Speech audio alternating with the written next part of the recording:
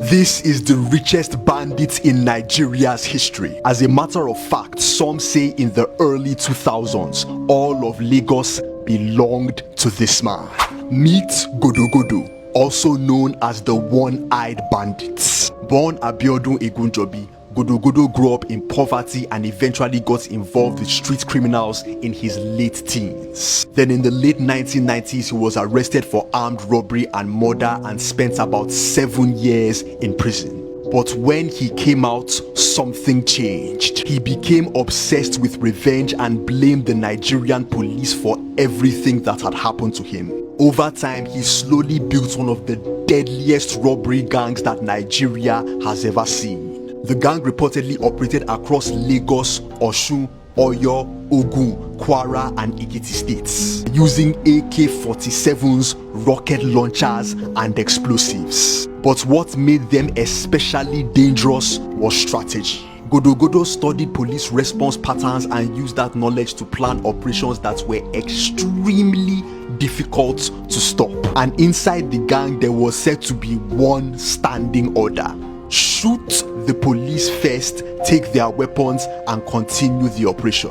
One of his most infamous attacks happened on September 9, 2012 in Agege, Lagos State. A day many people today call Black Sunday. Godo and his men entered a bureau de change shop pretending to be customers before suddenly opening fire and stealing millions in cash and foreign currency. When security operatives responded, the gang attacked them through a planned ambush. Over the years, multiple police officers were reportedly executed in operations connected to the gang. But despite the violence and money, Godo barely lived like a celebrity criminal. No flashy lifestyle, no public spending, no nightclub appearances. Instead, he converted most of his money into properties and agricultural investments. At the peak of his career, reports say he owned multiple houses across Lagos, Ogun and Oyo states, alongside dozens of fish ponds and 3 beautiful wives. Many people considered him to be one of the richest and scariest criminals Nigeria has ever seen. But